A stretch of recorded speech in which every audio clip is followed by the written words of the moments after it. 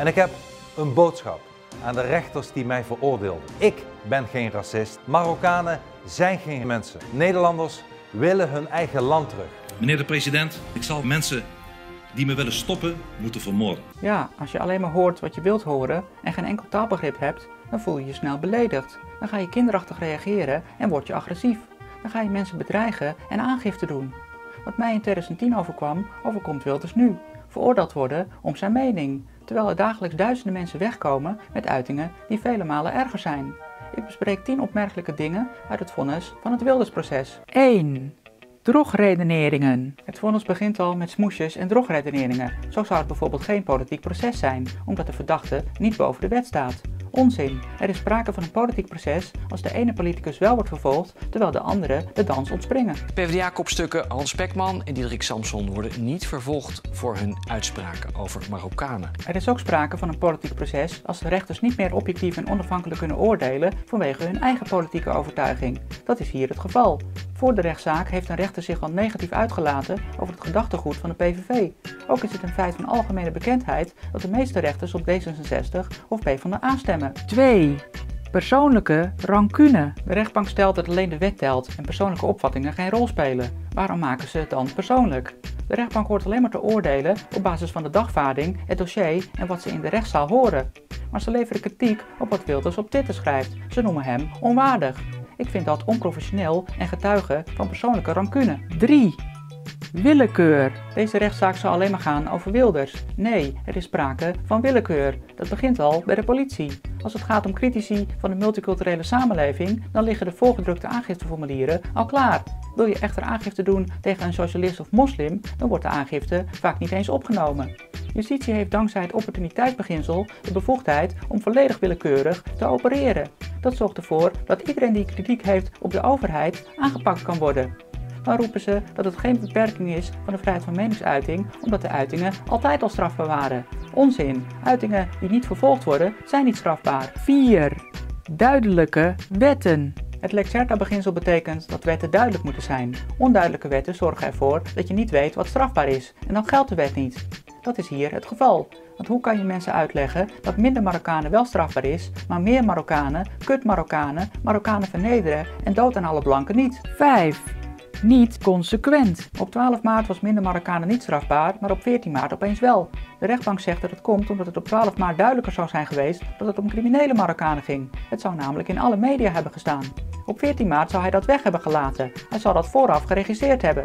Ten eerste is vooraf registreren geen bestanddeel van het delict. En ten tweede, als het op 12 maart duidelijk is en het al dagen over criminele Marokkanen gaat, dan is het toch logisch dat het ook op 14 maart over criminele Marokkanen gaat. 6. Het Marokkaanse ras. Om Wilders te kunnen veroordelen hebben rechters het begrip ras uitgerekt. Ze geven daarbij toe dat ze geen aansluiting zoeken bij wat in de taal en de wetenschap gebruikelijk is. Juridisch taalgebruik is dus verzonnen taalgebruik. Recht is daardoor net een religie. 7. Criteria belediging. De rechtbank heeft nog meer fouten gemaakt bij het toepassen van de criteria omtrent belediging. Zo zeggen ze dat een uiting al beledigend is als je wat negatief zegt over een groep. Ook hebben ze er niet de juiste context bij betrokken. Ze hebben niet de context beoordeeld waarin Wilders zijn uitlatingen heeft gedaan. Ze hebben als context hun eigen persoonlijke mening genomen. Zo noemen ze het voeden van intolerantie en opruien. Deze opvattingen vinden echter geen steun in de wet. 8. Noodzakelijk. Artikel 10 EVRM beschermt de vrijheid van meningsuiting en stelt dat het alleen maar beperkt kan worden als dat noodzakelijk is in een democratische samenleving. Dat is niet het geval. Zoals gezegd is er sprake van willekeur. Er zijn duizenden mensen per dag die ook zulke uitingen doen. Die worden niet aangepakt. Blijkbaar is het dan ook niet noodzakelijk om Wilders aan te pakken. Ook kan er een veroordeling volgen als iemand etnische minderheden neerzet als inferieur. Maar dat heeft Wilders niet gedaan. Het is daarom belachelijk dat de rechtbank daarna verwijst. 9.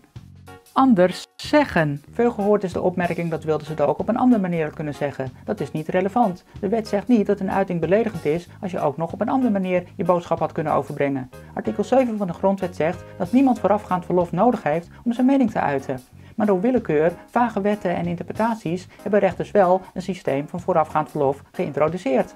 Als Wilders namelijk wil voorkomen dat hij in de toekomst nog voor de rechter komt, dan zal hij voorafgaand verlof moeten vragen aan socialisten, moslims en andere gauw gekwetsten. 10.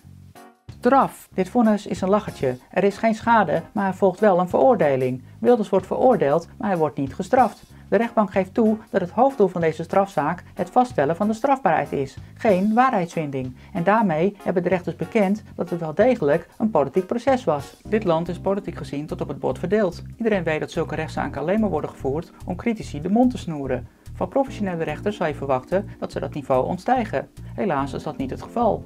Ik vind het een hele enge gedachte dat zelfs rechters niet voor reden vatbaar zijn en zich laten verleiden tot partijdige politieke processen.